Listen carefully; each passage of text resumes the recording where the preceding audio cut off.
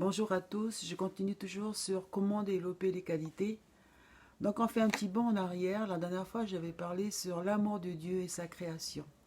Qui dit création, c'est le monde végétal, animal, minéral et celui de l'homme qui sont indissociables et indispensables par rapport à l'amour divin.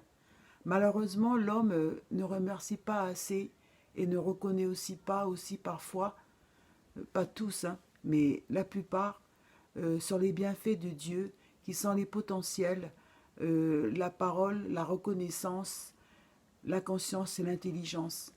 C'est pourquoi je vous propose aujourd'hui de voir avec moi sur la définition de la reconnaissance et sa pratique. Être reconnaissant, c'est d'avoir une attitude de gratitude. C'est la capacité de dire merci pour ce qu'on a. C'est une attitude de gratitude de pouvoir apprendre, aimer et exister. On apprécie les petites choses de la vie chaque jour, autour de nous et en nous-mêmes. C'est le fait de penser positivement.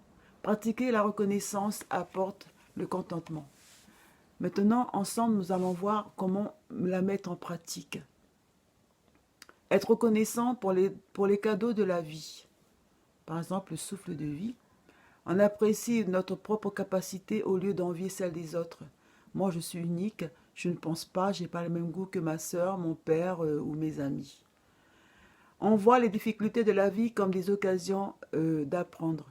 Par exemple, les difficultés, ça nous fait grandir pour ne plus justement refaire la même chose. On jouit du sens de l'émerveillement face à la beauté de la création.